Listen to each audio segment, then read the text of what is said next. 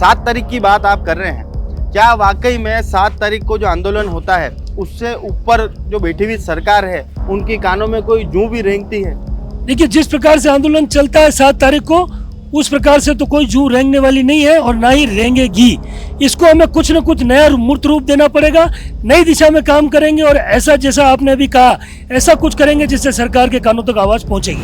हमारे जूनियर अधिवक्ता या कोई भी अधिवक्ता थाने पे या कहीं पे भी जाते हैं, उनके साथ कुछ किसी प्रकार का दुराचार नहीं होगा, वो अपनी पैरोकारी तरीके से कर सकेंगे। जहाँ तक जूनियर अधिवक्ता हैं तो मेरा ये मानना है कि उनको कई राज्यों के अंदर स्टाइपेंड की व्यवस्था है, उत्तर प्रदेश में लागू हुआ है। राज्य सरकार उनको 5,000 रुपये 5 साल तक दिए जा रहे हैं नए अधिवक्ताओं को।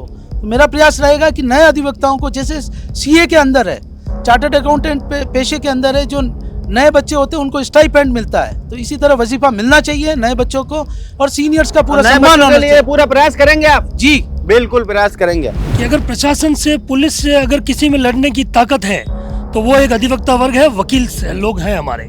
हम ही लोग हैं जो हमेशा प्रशासन के विरुद्ध आवाज उठाते रहे हैं, हम ही लोग हैं जो पुलिस से भी झगड़ा करते रहे हैं। वरना आप जानते हैं कि आम आदमी के लिए आवाज उठाना कतई संभव नहीं है। ऐसे में अगर बार का अध्यक्ष चुना जाता हूं तो मैं निश्चित रूप से विश्वास दिलाता हूं कि हमारा हर थाने में, हम एसपी साहब से भी निवेदन करेंगे, हर थानाधिकारी से कहेंगे कि अगर कोई वकील, हमारा एडवोकेट अगर थाने में जाएगा तो उसके साथ बदसलूकी बर्दाश्त नहीं की जाएगी। किसी प्रकार की कोई कोताही अगर वो बरतेंगे तो उनका परिणाम उनको भुगतना पड़ेगा।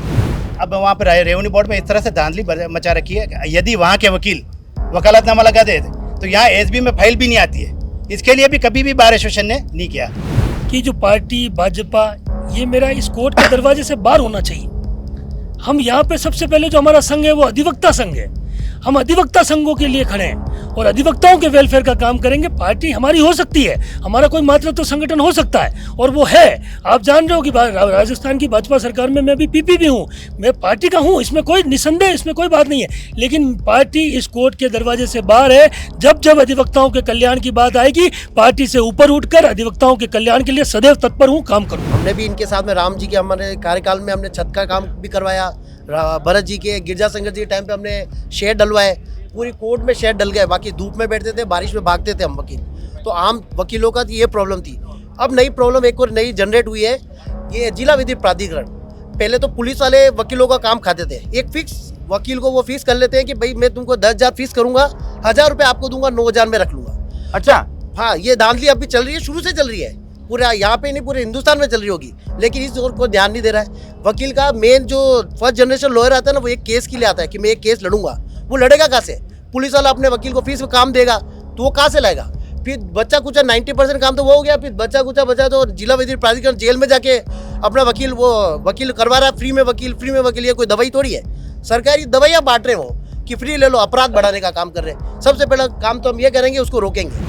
जो भी अधिवक्ता है हमारे मेवाड़ वागड़ के, उनके द्वारा 44 वर्षों से जी तोड़ मेहनत की जा रही है। इस संबंध में हमने कई बड़े बड़े आंदोलन किए हैं, 3-3, 4-4 महीने तक हड़तालें की है और हमारी बात आगे तक पहुंचाई है, लेकिन कुछ कारणवश ये नहीं आ सकी। ये हमारा दुर्भाग्य है। इस बार जो यहाँ के जनप्रतिनिधि है, करीब 20 से अधिक एमएलए, एमपी, हमारे एमएलए हैं, एमपी है, उन सबको साथ लेकर हम अपनी बात सरकार तक पहुंचाएंगे। और हाईकोर्ट प्रशासन, उनकी भी महती भूमिका है और आगे केंद्र सरकार की, वहां तक हम बात पहुंचाएंगे, केंद्र सरकार तक बात पहुंचाएंगे। हाईकोर्ट बेंच के लिए अधिवक्ताओं ने तो भरपूर प्रयास किया है। यहाँ राजनीतिक इच्छा शक्ति कमी रही है। जब भी जिसकी सरकार आती है, यदि कभी कांग्रेस की आती है तो कांग्रेस के लोग कम हो जाए, उस आंदोलन को ज़्यादा प्रश्न नहीं कर पाते हैं। और जब बीजेपी की सरकार आती है तो बीजेपी से जो जुड़े, विचारधारा से जुड़े, वो लोग भी उसको कम प्रश्न करते हैं। इसलिए राजनीतिक इच्छा शक्ति की कमी रही है। बकाया अधिवक्ताओं ने तो अपने पूरा, और जन सहयोग सब है।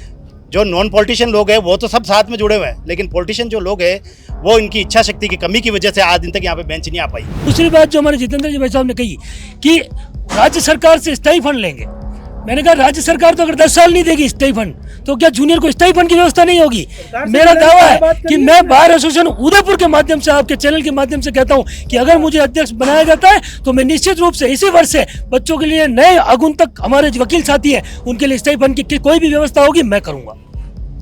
बाहर के फंड आएगा कट्टू? देखिए मेरे पास योजना है, योजनाबद्ध तरीके से काम करेंगे। न तो किसी वकील की जेब पे डाका पड़ेगा, ना ही कुछ होगा, लेकिन जूनियर आएगा खाली हाथ नहीं जाएगा। तो हाई कोर्ट बेंच के लिए कहीं ना कहीं हमारा कदम जो है गलत उठ रहा है। इसके लिए क्या होता है कि पहले सीजीआर के पास जाना पड़ता है, सीजीआर फिर सीजीआई को लिखता है, सीजीआई लिख के फिर केंद्र सरकार के द्वारा राष्ट्रपति को देके अधिसूचना जारी करवाता है। तो ये हमारी कमी रही है, जिस कमी को हम पूरा करेंगे। अच्छा, मेरा एक, अब मैं आपकी थोड़ी मध्यस्थता करूं बाद में। आप भी महासचिव रहे हो, पूर्व महासचिव हैं आप। कौन से वर्ष में रहे थे आप? 2023 में रहे थे। तो ये आपको सारे डॉक्यूमेंट ध्यान होंगे, सीजीआई उनको लिखता है, वो उनको लिखता है। तो ये 2023 में आपने इसको क्यों वो साकार नहीं करा काम को? उसको साकार नहीं किया, अक्ल बाद में आई क्या? खुल के कहना, साफ कहना, खुल के कहना, साफ कहना। नमस्कार, मैं मयूर अलवेला और आप देख रहे हैं अलवेला राजस्थान। इस वक्त हम लोग कोर्ट परिसर में और वार 2025 यहाँ पर बिल्कुल प्रारंभ हो चुका है। 26 की कार्यकारिणी बनने के लिए जो 4 प्रत्याशी अध्यक्ष पद के लिए मैदान में है, उनमें से जितेंद्र जी जैन, एडवोकेट जितेंद्र जी जैन, सत्येंद्र सिंह जी साकला, 2 प्रत्याशी और है। वे कभी भी इसी कार्यक्रम में जुड़ते होंगे हमारे साथ।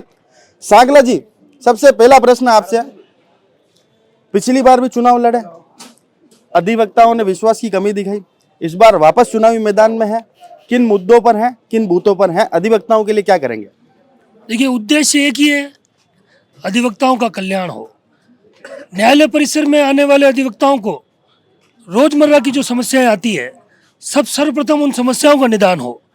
जैसे प्रमुख समस्या पार्किंग की समस्या, इसका निदान आवश्यक है। दूसरी समस्या शौचालयों की समस्या, शौचालयों की नियमित रूप से साफ सफाई हो और नए शौचालय का भी निर्माण हो। तीसरी बात, हमारे यहाँ पर सीनियर्स का सम्मान हो और जूनियर्स का ध्यान रखा जाए। जी, सीनियर का पूरा सम्मान रहेगा, जूनियर्स का ध्यान रहेगा। जूनियर कोर्ट आएगा पर खाली हाथ नहीं जाएगा, इसका भी सुचारू रूप से व्यवस्था करेंगे कि किस प्रकार से जूनियर्स को स्थायी फंड की व्यवस्था मिले, जूनियर यहाँ से कुछ न कुछ लेकर जाए। और जितने भी हमारे सीनियर अधिवक्ता हैं, हमारे कई सीनियर अधिवक्ता अलग अलग क्षेत्रों में चले, चाहे आपराधिक वकालत का क्षेत्र रहा हो, सिविल रहा हो, कंज्यूमर रहा हो, और भी कई विभिन्न क्षेत्र हैं जहां हमारे कई सीनियर दिग्गज वकील हैं। मेरा ये वर्ष भर प्रयास रहेगा कि उन सीनियर्स का मैं मार्गदर्शन लूं और कार्यशालाएं आयोजित कराऊं। कम से कम महीने में 2 कार्यशालाएं आयोजित हो, हमारे सीनियर्स का ज्ञान हमारे जूनियर अधिवक्ताओं को मिले, वे न्यायालय में दबंगता से खड़े रह सके, कानून के साथ उनके जेब में पॉकेट में कानून हो और उस कानून के आधार पर पैरवी करें। ये मेरा प्रयास रहेगा। इसके अतिरिक्त जो 44 वर्षों से उच्च न्यायालय की खंडपीठ की स्थापना मेवाड़ वागड़ में हो, मेवाड़ वागड़ की गरीब जनता को किस प्रकार से सस्ता, सुलभ और त्वरित न्याय मिले, उसके लिए हम लोग अपनी हर 7 तारीख को यहाँ हड़ताल करते हैं। वकील मेरा एक बीच में आपसे प्रश्न पूछना चाहता हूँ। 7 तारीख की बात आप कर रहे हैं, क्या वाकई में 7 तारीख को जो आंदोलन होता है उससे ऊपर जो बैठी हुई सरकार है उनकी कानों में कोई जूं भी रेंगती है? देखिए, जिस प्रकार से आंदोलन चलता है 7 तारीख को, उस प्रकार से तो कोई जूं रेंगने वाली नहीं है और ना ही रेंगेगी। इसको हमें कुछ न कुछ नया मूर्त रूप देना पड़ेगा, नई दिशा में काम करेंगे और ऐसा, जैसा आपने अभी कहा, ऐसा कुछ करेंगे जिससे सरकार के कानों तक आवाज पहुंचेगी। जी, तो मतलब बेसिक हर अधिवक्ता के लिए मिनिमम कोई फंड की व्यवस्था आप कराना चाहते हैं, साथ में आप जो है पार्किंग की व्यवस्था और साफ सफाई की सुचारू व्यवस्था और हाई कोर्ट की जो बेंच है उसकी मांग को लेकर आमदा है। इस मुद्दे पर चुनाव लड़ रहे हैं। जी जैन साहब, आप बताएं आपके क्या मुद्दे हैं चुनाव लड़ने के? आम अधिवक्ता क्योंकि सबसे शिक्षित कौम है, ये आपको मत दे तो क्यों दे? मेरा ये मानना है कि इस परिसर के अंदर जो आज की तारीख में सीनियर एडवोकेट है, जूनियर एडवोकेट है, उनकी संख्या लगभग 2,500 से 3,000 है। नए अधिवक्ता जिस हिसाब से हमारे न्यायालय परिसर में आ रहे हैं, उनके लिए मेरा विशेष फोकस रहेगा कि उन नए अधिवक्ताओं को एक तो ज्ञानार्जन के लिए प्रतिमाह विशेषज्ञों का सेमिनार कराया जाएगा। हमारे सीनियर्स अधिवक्ताओं को साथ लेकर जो जिनकी मास्टरी है जिन विषयों के ऊपर, उनके प्रत्येक माह में करीब 2 से 3 कार्यशाला हमारा प्रयास रहेगा कि वो करेंगे। इस परिसर के अंदर पार्किंग की समस्या है, शौचालय की समस्या है, वुमेन्स कॉमन रूम के बैठने की व्यवस्था है और हमारा जो बेसिक जो यहाँ अधिवक्ता आता है उनके लिए बैठने के लिए कोई परिसर करीब 1000 लोग ऐसे हैं, 1000 अधिवक्ता जिनके बैठने की कोई व्यवस्था नहीं है। उनके लिए टीन शेड लगे, नए चैम्बरों का निर्माण हो। एक अधूरी 2-3 साल पहले प्रयास हुआ था जिसका उद्घाटन भी हो चुका है, लेकिन उस उद्घाटन के बाद मूर्त रूप में नहीं हो सका है। मेरा प्रयास रहेगा कि वो चैम्बर बने। अधिवक्ता बहुत मुश्किल से यहाँ आते हैं, अगर उनके लिए बैठने की सुचारू व्यवस्था नहीं होगी तो वो अपनी व्यवसाय कैसे करेंगे। तो चैम्बर्स निर्माण है हमारी सबसे महती मांग, जो पिछले 44 वर्षों से जो आंदोलन चल रहा है हाईकोर्ट बेंच का, जो मेवाड़ के अंचल लोगों का है, उसके लिए मेरा प्रयास रहेगा कि नई रणनीति हमारे सीनियर्स और युवा अधिवक्ताओं को साथ में लेकर राजनीतिक जितना सहयोग ले सके हम, उसके तहत हम अपनी बात जयपुर और जोधपुर और जो एडवोकेट्स हमारे खिलाफ जयपुर और जोधपुर में और विभिन्न जगह हैं, उनको सबको साथ में लेके हम अपनी आवाज़ दिल्ली तक पहुंचाएंगे, ताकि क्या अगर आम अधिवक्ता आपको वोट देता है तो जयपुर जोधपुर वालों से तालमेल बिठा पाएंगे आप? हम अपनी बात रखेंगे कि आप हमारा विरोध मत करो, क्योंकि वहाँ पे जोधपुर के एडवोकेट्स हड़ताल कर रहे हैं। डिसेंट्रलाइजेशन ऑफ जस्टिस जो संविधान में प्रावधान है, कई राज्य ऐसे हैं कि जहाँ 3 से 4 हाईकोर्ट बेंच है।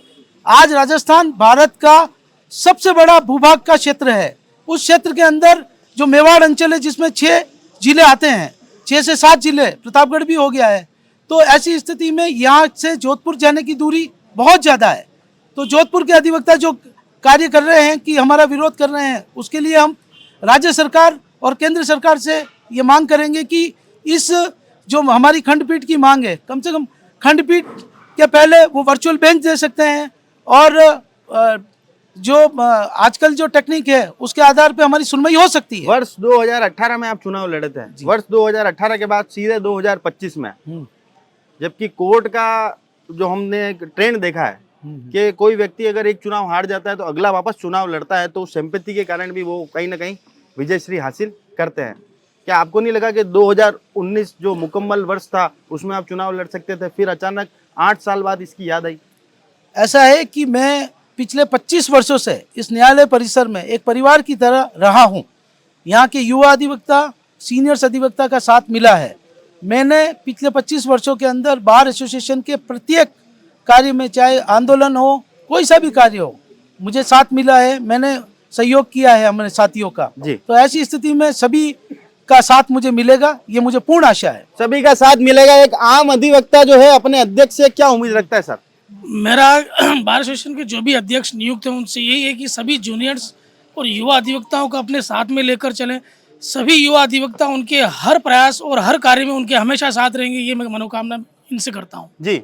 चेतनपुरी जी, पिछली बार चुनाव भी लड़े हैं, बिल्कुल एक वरिष्ठ अधिवक्ता के रूप में अपनी पहचान भी रखते हैं। आप बताएं कि एक आम अधिवक्ता अपने जो चुने हुए प्रेसिडेंट से क्या उम्मीदें रखता है? देखिए, सबसे बड़ी हमारे यहाँ समस्या जो आ रही है, एक जो जुडिशल एक टारगेट बेस्ड फाइलें कर रखी है, जिससे अमूमन अधिवक्ता हमारे यहाँ से परेशान है उससे कि उनके टारगेट को सिद्ध करने के लिए वो ऑडिटेड ऑर्डर करते हैं।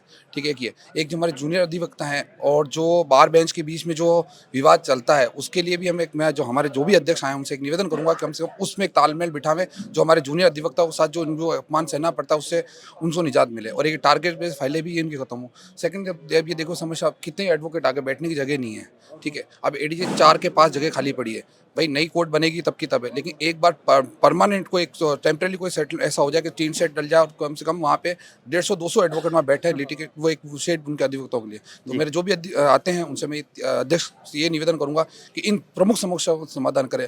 भाई स्थायी फंड है, और भी समस्या बहुत है, लेकिन मूलभूत समस्या भी ये है कि एक सम्मान जो अधिवक्ताओं मिलना चाहिए, वो सम्मान के लिए सम्मान मिलना चाहिए जो नहीं मिल पा रहा है। मैं आपसे एक बात और पूछना चाह रहा हूँ सर, कि सीनियर अधिवक्ता जो होते हैं वो तो उनकी इतनी लाइजनिंग होती है कि वो हर जगह अपनी पेट उनकी होती है, तो वो किसी भी थाने में जाएं या किसी भी महकमे में जाएं, उनका एक अलग रुतबा है।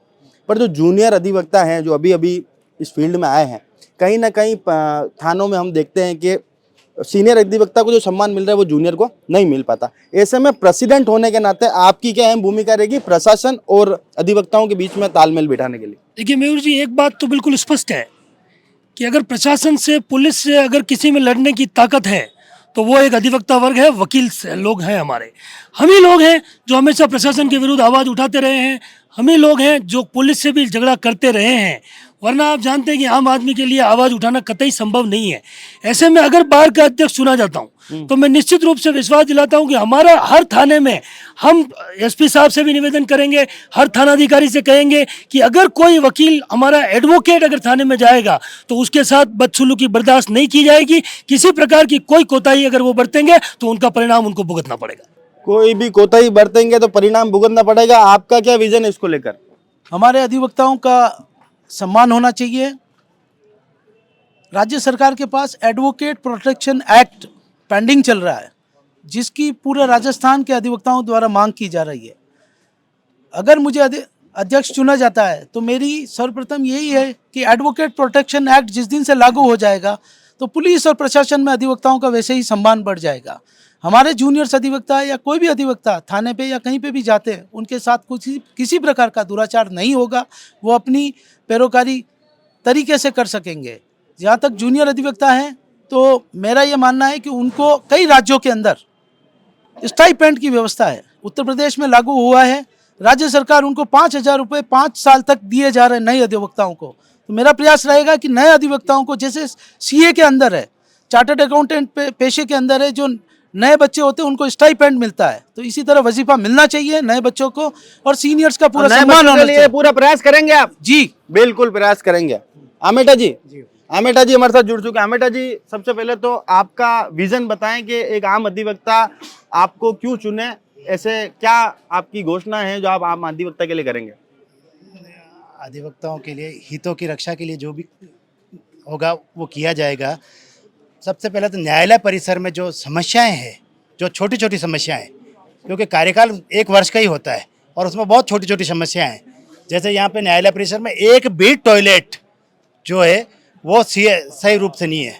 अगर कोई आदमी अंदर जाए और टॉयलेट करने जाए तो इतना बदबू मार रहा है, तो उसकी सफाई की व्यवस्था सबसे पहला करवानी है, जिसके तहत बार एसोसिएशन द्वारा और मेरे निजी खर्चे से मैं करवाऊंगा। अगर बार एसोसिएशन नहीं प्रश्न है मेरा, आप कितने सालों से वकील साहब है सर यहाँ पर? मेरे को 25 साल हो गए 25 साल वकालत हो गए। करते करते। सर, कभी आज चुनाव आप लड़ रहे हैं तो आपके मन में ख्याल आया कि मैं निजी पैसों से करा लूं? इससे पहले कभी ये ख्याल आपके मन में हमने नहीं? कई बार कोशिश की और कई बार इसके इस संबंध में हमने यहाँ तक कि बार एसोसिएशन को सूचित किया। अभी 1 महीने पहले ही हमने बार एसोसिएशन को इस बात के लिए सूचना दी और फिर सफेद नगर परिषद से बुला के सफाई तो कोई भी करा सकता है। मेरी इच्छा हो मैं कराऊं, मैं करा दूं कभी भी। बिल्कुल, यदि मैं बार एसोसिएशन की ओर से मैं अध्यक्ष बनता हूँ, मैं बार एसोसिएशन की ऐसी व्यवस्था करवाऊंगा कि ये टॉयलेट क्लीन रहे। टॉयलेट क्लीन रहे और क्या सर? इसके अलावा अधिवक्ताओं के जो जूनियर्स हैं उनके बैठने की व्यवस्था है, बहुत दिक्कत आती है। जूनियर्स आते हैं और बैठने की व्यवस्थाओं के लिए बहुत समस्याएं रहती है। और मुझे पता है कि मैं गांव से आया तब हैं कि जो जूनियर आता है उसके लिए फाइनेंस, बैठने की व्यवस्था, वो सर्वाइव कैसे करे, तो उसके लिए यहाँ पे अधिक कोर्टों की आवश्यकता है। रेवेन्यू बोर्ड जो यहाँ के राजस्थान के अपने मेवाड़ संभाग के 35 केसेस रेवेन्यू बोर्ड में पेंडिंग है। 35% केसेस रेवेन्यू बोर्ड में राजस्थान अपने पेंडिंग है। अगर रेवेन्यू बोर्ड की एसबी और डीबी रेगुलर यहाँ पे आ जाए तो अधिवक्ताओं को अधिक से अधिक पेशा मिलेगा, वकालत का पेशा उनका चलेगा। क्योंकि रेवेन्यू बोर्ड की एसबी और डीबी यहाँ आती है तो इस शहर उदयपुर के लिए भी फ़ायदेमंद होगा और गांव के किसानों के लिए भी फ़ायदेमंद होगा। यहाँ पे रेवेन्यू बोर्ड में गांव के किसान यहाँ से अजमेर जाते हैं कि आज दिन तक किसी ने भी इस ओर ध्यान नहीं दिया कि रेवेन्यू बोर्ड की एसबी और डीबी, और इसके लिए किसी भी सिर्फ राज्य सरकार के राजस्व मंत्री की ही पैरवी की आवश्यकता है और यहाँ के जन नेताओं ने कभी ध्यान नहीं दिया। वे तो अपने इलाका ही है राजस्व मंत्री, तो उनसे निवेदन करेंगे, बार एसोसिएशन उनका सहयोग करेगा और राज्य सरकार की ओर से निवेदन करके यहाँ पे एसबी और डीबी लाने की प्रयास करेंगे, जिससे क्या है कि लोग वकीलों को रोजगार मिल सके। इसके अलावा अब वहाँ पर रेवेन्यू बोर्ड में इस तरह से धांधली मचा रखी है, यदि वहाँ के वकील वकालतनामा लगा दे तो यहाँ एसबी में फाइल भी नहीं आती है। इसके लिए भी कभी भी बार एसोसिएशन ने नहीं किया और विगत कई वर्षों से 44 वर्षों से जो हाईकोर्ट आंदोलन चल रहा है, जिसके लिए कमेटी बनी हुई है, उस कमेटी को बार एसोसिएशन हर बार पुश करके कमेटी को रखती है। तो उस कमेटी में और इजाफा करके और उसको आंदोलन को अनवरत करके और हाई कोर्ट बेंच की सर्किट बेंच यहाँ पे आनी चाहिए। ये कि वर्चुअल बेंच तो सब जगह आएगी पर सर्किट बेंच यहाँ पे अस्थायी रूप से हो, इसके लिए हम प्रयास करेंगे। सर्किट बेंच यहाँ पर स्थायी रूप से उसके लिए प्रयास करेंगे। और पहली बार ऐसा हो रहा है कि तीनों ही जने एक ही पार्टी के चुनाव यहाँ पर लड़ रहे हैं, एक ही विचारधारा के है। अब मुझे बताओ कि भाई पार्टी किसके साथ है? जो जीता उसके साथ? सांकला जी, निश्चित रूप से तीनों ही जने संघ की पृष्ठभूमि से हैं, भाजपा के विचारधारा के हैं, तो मेरा मानना है कि एक इसमें मैं ये स्पष्ट करना चाहता हूँ कि जो पार्टी भाजपा, ये मेरा इस कोर्ट के दरवाजे से बाहर होना चाहिए। हम यहाँ पे सबसे पहले जो हमारा संघ है वो अधिवक्ता संघ है। हम अधिवक्ता संघों के लिए खड़े हैं और अधिवक्ताओं के वेलफेयर का काम करेंगे। पार्टी हमारी हो सकती है, हमारा कोई मातृत्व संगठन हो सकता है और वो है। आप जान रहे हो कि राजस्थान की भाजपा सरकार में मैं भी पीपी भी हूँ, मैं पार्टी का हूँ, इसमें कोई निसंदेह, इसमें कोई बात नहीं है। लेकिन पार्टी इस कोर्ट के दरवाजे से बाहर है। जब जब अधिवक्ताओं के कल्याण की बात आएगी, पार्टी से ऊपर उठकर अधिवक्ताओं के कल्याण के लिए सदैव तत्पर हूँ, काम करूंगा। सदैव तत्पर हैं, काम करेंगे, मतलब जो जीतेगा पार्टी उसके साथ है। अब एक मुख्य प्रश्न आप सभी अधिवक्ताओं का ध्यान भी चाहूंगा, जो आपका बाहर का जो ऑफिस बना हुआ है उसके ठीक बाहर जो चौक बना हुआ है, वहां पर भी अगर टीन शेड या छत नहीं है तो ये कितना मतलब दिल को पीड़ा देने वाला विषय है। छत होनी चाहिए, मतलब बिल्कुल जो रोज अपन देख रहे हैं हमारे अधिवक्ता भरी धूप भरी बारिश के अंदर टेबल लगा के काम कर रहे हैं। वो परिसर के ऊपर तो छत होनी चाहिए। उसके लिए क्या प्रयास रहेगा आपका? मेरा ये रहेगा कि इस हमारे बार एसोसिएशन द्वारा, पूरी कार्यकारिणी द्वारा इसके लिए जनप्रतिनिधि से मिलके, पीडब्ल्यूडी से मिलके वहाँ पे छत डलवाएंगे और ताकि और डीजे साहब और इनका जो प्रशासन है, न्यायालय प्रशासन, उनसे मिलके वहाँ पे करवाएंगे। पहले भी कार्य हो चुके हैं ऐसे। जी आमेटा जी, आपका क्या प्रयास रहेगा उसके लिए? छत के लिए सरकार से प्रश्न करेंगे और जन सहयोग से और कुछ अधिवक्ताओं के सहयोग से भी हम बार एसोसिएशन के सहयोग से इस छत को डलवाएंगे। यदि सरकार नहीं करेगी तो बार एसोसिएशन इस छत को डलवाएगा। बार एसोसिएशन छत को डलवाएगा। जी सर, सांकला जी। देखिए मयूर जी, मैं वर्ष 2018 में भी बार का उपाध्यक्ष रहा। आदरणीय रामकृपा जी वैसा हमारे अध्यक्ष रहे, चेतनपुरी जी उस समय महासचिव जी रहे। उस समय आप इस कोर्ट में देख सकते हैं जितने भी टीन शेड लगे हैं, हमने यहाँ रात रात जग के, और उस कार्यकारिणी का ये सफल प्रयास रहा। और इतिहास, मतलब पहली बार हुआ है कि गोटियां पड़ी है टेबल के लिए, और वो हमारी कार्यकारिणी में गोटियां पड़ी है, और न्यू चैम्बर, ये न्यू कोर्ट कैंपस और सब तरफ में टेबल लगे हुए हैं। तो अधिवक्ताओं के बैठने के लिए, उनके धूप से बचाने के लिए, बारिश से बचाने के लिए हमने पहले भी काम किया है। और अभी भी मैं आपके चैनल के माध्यम से इस बात को स्पष्ट करना चाहता हूं कि जितने भी अधिवक्ता हैं, जूनियर हैं, उनके बैठने की व्यवस्था होगी सुचारू रूप से, वहां पे भी छत डलेगी, और भी कहीं जरूरत पड़ेगी तो हम उसके लिए प्रयास करेंगे। जी मनीष जी, आप स्वयं भी चुनाव लड़ रहे हैं, एक आम अधिवक्ता क्या चाहता है अपने अध्यक्ष से? देखो, आम अधिवक्ता ये टेबल, ये तो चाह ही रहा है। टेबल में छत मिल गई, हमने भी इनके साथ में राम जी के हमारे कार्यकाल में हमने छत का काम भी करवाया। भरत जी के, गिरजा संगत जी के टाइम पे हमने शेड डलवाए, पूरी कोर्ट में शेड डल गए। बाकी धूप में बैठते थे, बारिश में भागते थे हम वकील। तो आम वकीलों का ये प्रॉब्लम थी। अब नई प्रॉब्लम एक और नई जनरेट हुई है, ये जिला विधि प्राधिकरण। पहले तो पुलिस वाले वकीलों का काम खाते थे। एक फिक्स वकील को वो फीस कर लेते हैं कि भाई मैं तुमको 10,000 फीस करूंगा, 1,000 रुपये आपको दूंगा, 9,000 में रख लूंगा। अच्छा, हाँ, ये धांधली अभी चल रही है, शुरू से चल रही है, पूरा यहाँ पे नहीं पूरे हिंदुस्तान में चल रही होगी। लेकिन इस ओर को ध्यान नहीं दे रहा है। वकील का मेन जो फर्स्ट जनरेशन लॉयर आता है ना, वो एक केस के लिए आता है कि मैं एक केस लड़ूंगा। वो लड़ेगा कहाँ से? पुलिस वाला अपने वकील को फीस में काम देगा तो वो कहाँ से लाएगा? फिर बच्चा कुचा 90% काम तो वो हो गया, फिर बच्चा कुचा बचा तो जिला विधि प्राधिकरण जेल में जाके अपना वकील, वो वकील करवा रहा है फ्री में वकील। ये कोई दवाई थोड़ी है, सरकारी दवाइयाँ बांट रहे हो कि फ्री ले लो, अपराध बढ़ाने का काम कर रहे हैं। सबसे पहला काम तो हम ये करेंगे, उसको रोकेंगे, क्योंकि वो रोकना जरूरी है, क्योंकि हमारा वकीलों का कि हमारे भी परिवार है। हमें उन वो नई जो फर्स्ट जनरेशन लॉयर है उनके लिए सोचना है कि वो आएगा तो क्लाइंट कहाँ से आएगा उसका, तो वो काम करेंगे। भाई यहाँ पर आमदनी की व्यवस्था भी काफी जरूरी है। कुछ और सवाल जो प्रत्याशियों से यहाँ पर पूछने हैं, दावेदारों से यहाँ पर पूछने हैं। हाई कोर्ट बेंच जिसको लेकर हमेशा दावे किए जाते हैं, 44 साल से संघर्ष आप लोग कर रहे हैं, उसके बावजूद भी उदयपुर की जनता का भी हर बार सहयोग रहा। पिछली बार की कार्यकारिणी ने एक आंदोलन करा जिसमें उदयपुर शहर की जनता भी आई, उसके बाद भी ये सपना मुकम्मल नहीं हो पा रहा है। क्या कागजों में कमी है, या इरादों में कमी है, या इच्छा शक्ति की कमी है? न तो मेवाड़ वागड़ के अधिवक्ताओं की इच्छा शक्ति में कमी है, न ही इरादों में कमी है। अरे नेतारी भी चावे लारे वही वाली बात है कि सिर्फ अगर मेवाड़ वागड़ अंचल शिकार हुआ है तो राजनीति का हुआ। कभी हमारे यहाँ वसुंधरा जी की सरकार रही, कभी हमारे यहाँ गहलोत साहब की सरकार रही। किसी का जोधपुर प्रेम, किसी का कोटा बीकानेर झालावाड़ प्रेम, यही कारण है कि उपेक्षा हुई है, इच्छा शक्ति नहीं रही।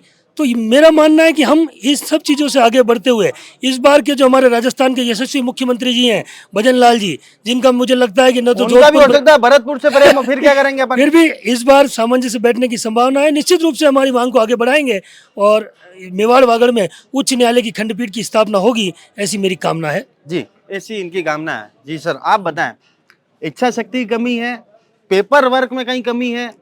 कुछ लोगों का ये भी कहना है कि हाई कोर्ट बेंच इसलिए नहीं आ सकती क्योंकि कुछ चीजों की आप मतलब जो उनकी नियम शर्तें उनकी आपूर्ति अपन नहीं कर पा रहे। नहीं, ऐसा नहीं है। आप मेवाड़ अंचल जो भी अधिवक्ता है हमारे मेवाड़ वागड़ के, उनके द्वारा 44 वर्षों से जी तोड़ मेहनत की जा रही है। इस संबंध में हमने कई बड़े बड़े आंदोलन किए हैं, 3-3, 4-4 महीने तक हड़तालें की है और हमारी बात आगे तक पहुंचाई है, लेकिन कुछ कारणवश ये नहीं आ सकी। ये हमारा दुर्भाग्य है।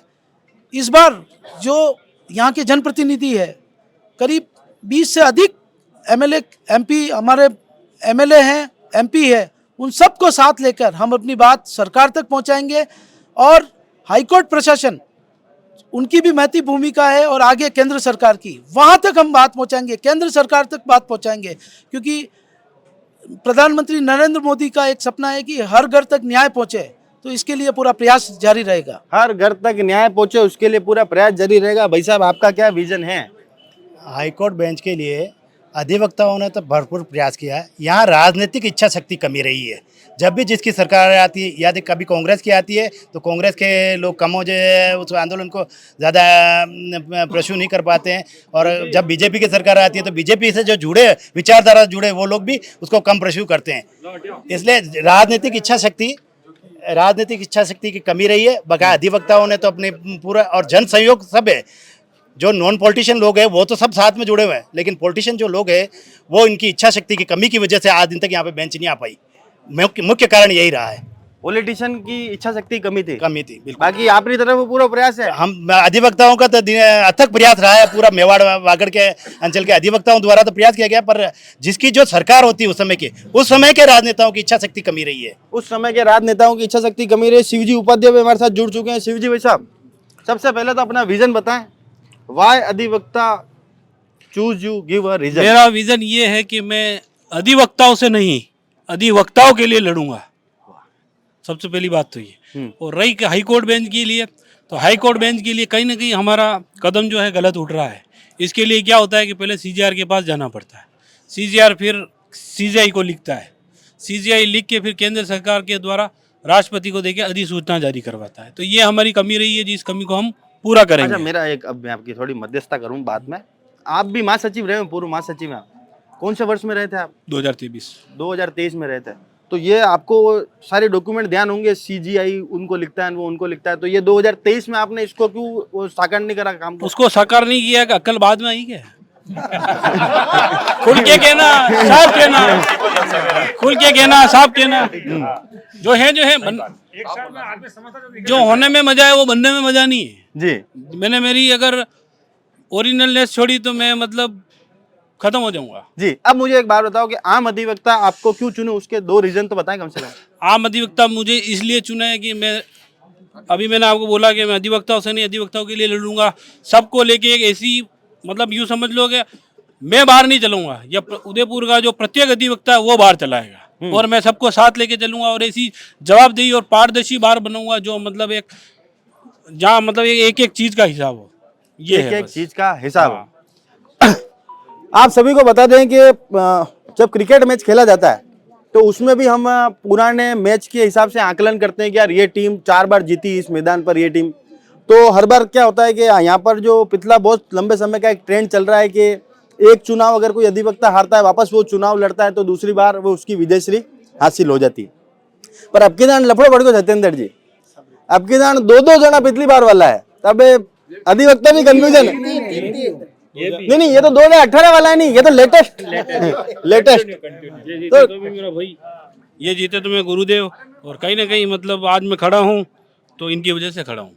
ये कहना मतलब ये नहीं होगी जी। मतलब इन्होंने मेरे को ऐसी जगह से लाए हैं कि मतलब इनकी वजह से आज चुनाव लड़ रहा हूँ, ये समझ लो। और ये मतलब परिस्थिति है कि हम आमने सामने हैं। बाकी मेरे लिए पूजनीय है, पूजनीय रहेंगे। चलो, तो पूजनीय बिल्कुल प्रेम यहाँ पर बिल्कुल अपार है। कुछ अधिवक्ताओं से और बात करते हैं। भाई साहब, आप बताओ कि एक आम अधिवक्ता अपने अध्यक्ष से क्या चाहता है? प्रत्येक अधिवक्ता अपने अध्यक्ष से ये चाहता है कि अपना जो अध्यक्ष है वो हर अधिवक्ता के अधिकार, हर अधिवक्ता के सम्मान के लिए हर जगह आकर के उपस्थित रहे और अपनी लड़ाई वो अधिवक्ताओं के लिए लड़े, अधिवक्ताओं से नहीं लड़े, यही कामना करता है। यही कामना करते हैं। Yes sir. चिमन सिंह राठौर, बिल्कुल। सचिव पोस्ट पे चुनाव लड़ रहा हूँ इस बार। और मेरा सबसे पहला उद्देश्य ये है कि जो भी आपका उद्देश्य परसों बता रहा हूँ, आज अपने अध्यक्ष से क्या चाहते हो? आप प्रोग्राम अलग रहेगा। अध्यक्ष से यही चाहते हैं हम हमारी कार्यकारिणी से कि सबसे प्रथम यहाँ पे डाकघर की व्यवस्था कराई जाए। डाकघर की व्यवस्था, बस वो सबसे पहले, क्योंकि वहाँ पे सर आज 1-1 घंटा 1.5 घंटा वहाँ पे हमको सब अधिवक्ताओं को वहाँ के लाइन में लगना पड़ता है। 1.5 घंटा? 1.5 घंटा सर, 1.5 घंटा वहाँ पे लाइन में लगना पड़ता है। पहले यहाँ पे था 2 दिन से बंद हुआ। तो उसको चालू कराएंगे क्या आप में से कोई? बहुत जरूरी है, वो बहुत जरूरी है। 100%। पिछली बार भी कहा था कि पहले यहाँ पे पोस्टल डिपार्टमेंट जो हमारे यहाँ चालू था उसको यहाँ से बंद कर दिया। 2 साल के हुए।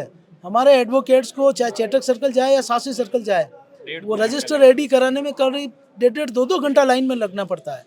क्योंकि आज की तारीख में पोस्टल डिपार्टमेंट के पास इतने एग्जामिनेशन है, वहाँ बच्चे खड़े रहते हैं, तो हमारे एडवोकेट्स भी खड़े रहते हैं। तो हमारा प्रयास रहेगा कि डाकघर वापस खोला जाए। अच्छा, एक मुख्य सवाल आप सभी से भाई, इस बार हमने देखा कि एक नया जो ट्रेंड चालू हुआ कि भाई जिनकी सनद कंप्लीट नहीं थी उन्हें अधिकार से वंचित रखा जाने की बात की गई। उसके साथ साथ जिन लोगों के एग्जाम कोई आपका हुआ था वो अगर पास नहीं है तो उसको भी एग्जाम से मतलब वोटिंग राइट से वंचित रखने की बात की थी। इसको उचित मानते हैं, अनुचित मानते हैं? आप शुरुआत करें। देखो, बार काउंसिल की गाइडलाइन के अनुसार ए भी पास नहीं है उनको तो वंचित किया गया। तो क्योंकि भाई ये भी बार एसोसिएशन बार काउंसिल के तत्वाधान में ही चलती है। यहाँ पे भी एक विधान बना हुआ है जिसके तहत वोटिंग राइट जिनका रिन्यूअल के लिए ऑनलाइन कर दिया गया उनको मताधिकार देना आवश्यक है और वो रेगुलर प्रैक्टिशनर उनको देना चाहिए, मेरा ये मानना है। मेरा तो एक सवाल है सिंपल कि हर व्यक्ति अपना कुनबा बड़ा करना चाहता है कि उसको सीमित करना चाहता है? कुनबे की बात नहीं है, ये हमारे अधिवक्ताओं के हितों की बात है और हर अधिवक्ता का अपना मत होता है और उसको मताधिकार होना चाहिए। मताधिकार, जी सर आप बताएं, इसको उचित मानते हैं कि अनुचित मानते हैं? हमारे बार का एक संविधान है जिसके तहत जो यहाँ के सदस्य हैं, जो यहाँ रेगुलर प्रैक्टिस कर रहे हैं, उन सबको मताधिकार देना चाहिए और जिन्होंने हमारी मेंबरशिप फीस ले रखी है उन सबको देना चाहिए। जी शिव जी, ऐसा है कि ये एक वकील की एक नैतिक जिम्मेदारी होती है कि वो अपनी जिम्मेदारी के प्रति जागरूक रहे। कोई भी अधिवक्ता अपने खुद के प्रति जागरूक रहना चाहिए। आज चुनाव का टाइम आया तो खुद जाके मतलब रिन्यूअल करा रहे, ये करे, स्वयं की जिम्मेदारी, कोई बाहर की जिम्मेदारी नहीं है। वोटिंग राइट दिया जाना चाहिए, लेकिन ऐसा नहीं होगा तो अपनी जिम्मेदारी के प्रति वो सब जागरूक नहीं होंगे। इसलिए बीसीआर ने बहुत अच्छा कदम उठाया है ये। इसलिए क्या है कि हर एक अधिवक्ता आगे आगे जागरूक होगा इसके लिए। जी, इस संबंध में मैंने बार एसोसिएशन के हमारे अध्यक्ष जी को एक पत्र लिखा और पत्र लिखकर मैंने स्पष्ट किया कि हमारा बार एसोसिएशन उदयपुर का जो संविधान है उसमें स्पष्ट लिखा हुआ है कि जिस व्यक्ति का वार्षिक सदस्यता शुल्क जमा है वो बार में मताधिकार का प्रयोग करेगा। और मैंने आग्रह किया कि उस हिसाब से चुनाव कराए जाएं। हमारी संस्था के चुनाव में हमारी संस्था अलग से रजिस्टर्ड सोसाइटी है, तो हमारा संविधान सर्वोपरि है, सभी को मताधिकार मिले, कोई आपत्ति नहीं। सभी को मताधिकार मिलना चाहिए। जी मैडम, आप भी चुनाव लड़ रहे हैं? जी बिल्कुल। क्या मतलब महिला अधिवक्ताओं के लिए क्या आपकी मांगे हैं? सबसे महिला पहले अधिवक्ताओं के लिए एक रूम होना चाहिए जो कि यहाँ परिसर में नहीं है। पहले भी था कि खोलेंगे लेकिन नहीं खुला है और वॉशरूम की बहुत बड़ी समस्या होती है जो कि महिलाओं को हमेशा देखी गई है। तो वॉशरूम खुलना चाहिए और साफ़ सफाई के लिए भी कहना चाहती हूँ कि नगर निगम से कहकर यहाँ पर साफ़ सफाई के लिए व्यवस्था की जाए। जी। अब एक अंतिम और आखिरी सवाल आप सभी से, कोई भी अगर आप में से अध्यक्ष बनता है तो ऐसे 2 नवाचार, ये तो ठीक है घोषणा है, बाथरूम साफ कराने हैं, यहाँ पर साफ सफाई रखनी है, यहाँ पर टीन शेड लगवाने, ये सब 2 ऐसी नवाचार जो वाकई में बिल्कुल नया इम्प्लीमेंट आप लोगों की तरफ से हो, कोर्ट पहली बार देखे कि हमारे अध्यक्ष ने हमारे लिए ये कार्य करके दिया है। शिव जी, इसकी शुरुआत आप करें क्योंकि आप फुल चौगड़े वोगड़े लेने आए हो आपकी दान। देखो मयूर जी, कुछ चीजें गोपनीय होती है तो गोपनीय रहने दो आप। नहीं तो गोपनीय रहेगी तो ज्यादा अच्छी रहेगी। बाकी अधिवक्ता के लिए आए हैं, अधिवक्ता के लिए लड़ेंगे और लड़के ऐसी बार बनूंगा और इतिहास लिख दूंगा इस बार में। भारत माता की जय। जी हाँ, सबसे पहले तो पहली बात तो ये है कि पहली बार किसी ने रेवेन्यू बोर्ड की बेंच के एसबी और डीबी के लिए मैंने कहा है कि एसबी और डीबी यहाँ रेगुलर होनी चाहिए। यहाँ एसबी आ रही है लेकिन वो भी समय पे नहीं आती है, और अगर एसबी और डीबी आएगी तो कम से कम इस मेवाड़ संभाग के 10 से 12 हज़ार वहाँ पे फाइलें पेंडिंग है, वो यहाँ अगर आएगी तो अधिवक्ताओं को वर्क मिलेगा।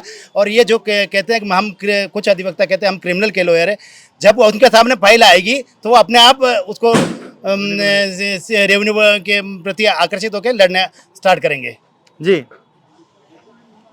जहाँ तक रेवेन्यू बोर्ड की मांग है, रेवेन्यू बोर्ड की बेंच यहाँ जरूर आ रही है। मेरा प्रयास रहेगा कि डीआरटी और रेट जिसकी बेंच जयपुर और जोधपुर में है, मेवाड़ में भी बहुत प्रताड़ित लोग हैं जिनको जोधपुर और जयपुर जाना पड़ता है। रेट और डीआरटी का मैं प्रयास करूंगा कि उसकी बेंच यहाँ आए। सबसे प्रमुख समस्या हमारे नए बच्चों को है, एआईबी के एग्जाम देने के लिए उनको जयपुर और जोधपुर जाना पड़ता है। मेरा एग्जाम यहाँ नहीं होते हैं, जबकि हिंदुस्तान का हर एग्जाम उदयपुर में हो रहा है। तो मेरा बार काउंसिल से यह प्रयास रहेगा कि हमारे नए बच्चे डूंगरपुर वाला आपने अपना बच्चा एआईबी के एग्जाम के लिए उदयपुर सेंटर बनाना है, ताकि हमारे यहाँ से 300-400 बच्चे कल गए जो जयपुर और जोधपुर जा रहे हैं, कोई इंदौर जा रहा है, कोई अहमदाबाद जा रहा है।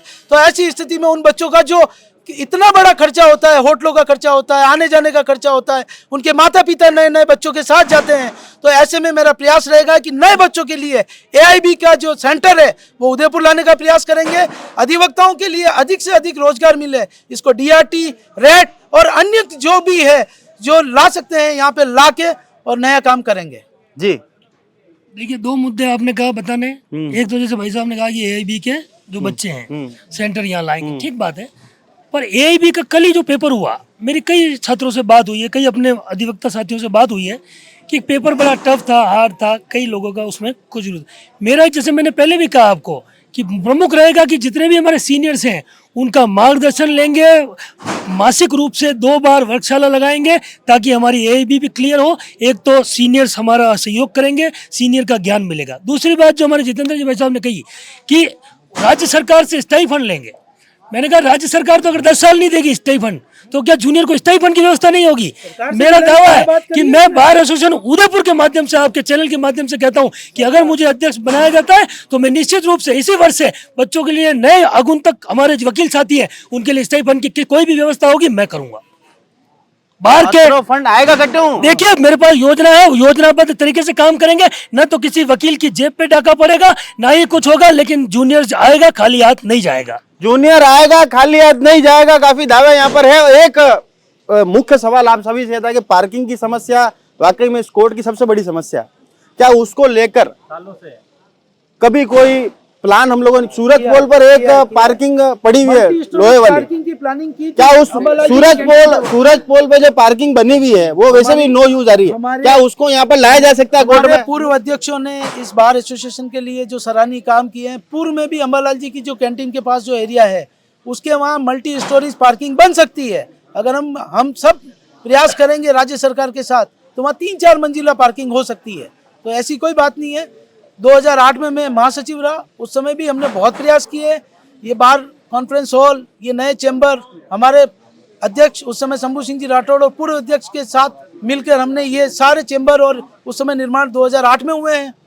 जी पार्किंग के लिए यहाँ पास में माइनिंग ऑफिस है, ये माइनिंग ऑफिस आराम से सेक्टर 11 में शिफ्ट हो सकता है, क्योंकि माइनिंग ऑफिस के लिए सब एक जगह हो सकता है, एडीएम और माइनिंग जो पहले से है। अरे माइनिंग ऑफिस मिल गया तो आपने पूरा कोर्ट ही नए लेने की जरूरत नहीं है। तो इसे यहाँ पे भी नीचे पार्किंग बन सकती है ना, और अच्छी व्यवस्था हो सकती है। अगर इसका इस तरह से राज्य सरकार को अगर अपन प्रपोजल भेजे तो राज्य सरकार की उसके अलावा भी पीछे के गेट की ओर इतनी जगह खाली पड़ी, अगर उसको सुव्यवस्थित की जाए तो 50 से 100 गाड़ियां उधर आ सकती है पीछे की ओर। गार्डन भी फ्री पड़ा हुआ है, वहाँ पे खाली पेड़ लगे हुए, पेड़ को नहीं काटे और वहाँ पे पार्किंग हो सकती है। वो घास में कोई नहीं बैठता है, वो खाली सर पार्किंग की समस्या का निश्चित रूप से निदान करेंगे। प्रशासन से बात करेंगे, कोई न कोई कोर्ट के पास समुचित स्थान ढूंढेंगे और वहाँ अधिवक्ताओं के 4 पहिया वाहनों की पार्किंग होगी, क्योंकि हम बहुत दुखी हैं। हमारा अधिवक्ता 4 पहिया वाहन बंसी पान की दुकान तक खड़े कर रहा है, इधर कलेक्ट्रेट तक खड़े करता है, कम से कम 500 पे आधा किलोमीटर पैदल चल के यहाँ पे आना पड़ रहा है। तो इसके लिए निश्चित रूप से मैं प्रयास करूंगा, कोई न कोई निदान 2-3 महीने में ही निकाल देंगे। और ये सभी प्रयास तभी सफल होंगे जब वित्तीय सचिव की पोस्ट पर लड़ रहे धर्मेंद्र जी, आपका क्या मतलब, क्या मामला है वित्तीय वाला? पिछली बार भी वित्त सचिव लड़े थे, कुछ कम वोटों से हार गया था मैं। और पिछली बार भी जो मेरे विचार थे, तो हमेशा अधिवक्ताओं के हित के लिए हमेशा तत्पर रहूंगा और हमेशा रहता आया हूँ। भले चुनाव लड़ा या नहीं लड़ा, लेकिन कभी भी अधिवक्ता के साथ कोई भी समस्या कभी भी उत्पन्न हुई है तो मैं हमेशा सर्वप्रथम वहाँ पहुँचाऊंगा। बिल्कुल। अच्छा, आप में से कोई भी अपने प्रत्याशियों से कोई भी अगर सवाल पूछना चाहता हो तो कोई भी सर? देखो, सवाल तो नहीं है।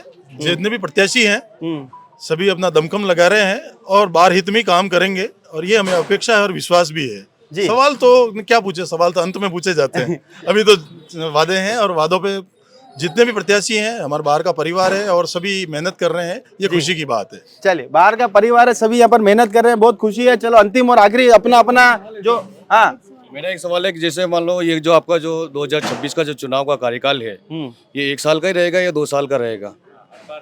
ये गड़बड़ी होती है बात। मैंने आपसे नहीं पूछा, अध्यक्ष से पूछा। 2-4 सालों से ये हो रहा है, 2-4 सालों से ये हो रहा है कि जो अध्यक्ष बन जाता है बहुत मुश्किल से चुनाव की घोषणा करानी पड़ती है, बहुत मुश्किल से अधिसूचना जारी करानी पड़ती है। तो इनसे ये भी प्रश्न कर लिया जाए कि 1 साल ही रहेगा और बाहर का जो संविधान है उसके अनुसार अधिसूचना जारी। चलिए सर, इस पे प्रतिक्रिया दें। बाहर की संविधान की पालना होगी। आज ये घोषणा कर देते कि अधिसूचना इस तरीके से नहीं है कि अभी निकलेगी। मैं आपके चैनल के माध्यम से कहता हूं कि 10 दिन, जो 1 महीने का समय, उससे भी 10 दिन पहले अधिसूचना जारी करूंगा। उससे भी 10 दिन पहले करेंगे। जी सर। बाहर का एक संविधान है, उसके तहत उस नियमानुसार पूरा चुनाव कराया जाएगा। आज जो बार एसोसिएशन के जो सदस्य है, कार्यकारिणी 1 वर्ष के लिए चुनी गई, तो वो 1 वर्ष के लिए ही होगी, किसी भी तरह से वो आगे नहीं बढ़ाई जाएगी।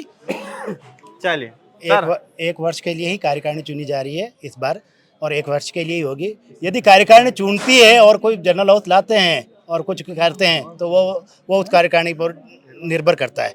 बकाया ये कार्यकारिणी तो 1 वर्ष के लिए ही चुनी गई है।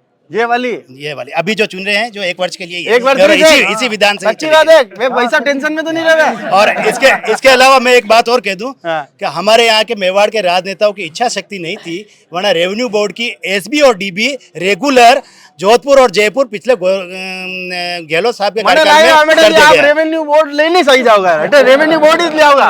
ये एक जनमानस की समस्या है यहाँ पे कि अपने किसान भाई यहाँ से पैदल के रेवेन्यू बोर्ड जाते हैं, यहाँ से ट्रेनों से पूरा दिन रेवेन्यू की एक कोर्ट बड़गांव गई है, उसके कारण हमारे सारे रेवेन्यू अधिवक्ताओं को इतनी पीड़ा हो रही है कि एसडीओ कोर्ट बड़गांव, मेरा यह प्रयास रहेगा कि एसडीओ कोर्ट बड़गांव जो हमारे जिला न्यायाधीश उसमें जिला कलेक्ट्रेट में संचालित होती थी, उस एक कोर्ट के लिए हमारे रेवेन्यू के सारे अधिवक्ताओं को बड़गांव जाना पड़ता है। तो मेरा सर्वप्रथम ये प्रयास रहेगा कि बड़गांव की जो कोर्ट है वो वापस जिला कलेक्ट्रेट में ही चालू रहे, क्योंकि सारा न्यायालय परिसर, सारी कोर्ट यहाँ है। सिर्फ एक कोर्ट के लिए हमारा अधिवक्ता यहाँ से जल्दी काम करके 2 बजे भागता है, वहाँ पे 3 बजे कोर्ट लगती है, कभी लगती नहीं वहाँ। और ये सारा जो सिस्टम है रेवेन्यू कोर्ट का, ये डिजिटलाइज सिस्टम चालू करेंगे ताकि एडवोकेट को ये पता लगे 1 दिन पहले कोर्ट चल रही कि नहीं चल रही। अब यहाँ से वहाँ जाते हैं पता ही नहीं चलता।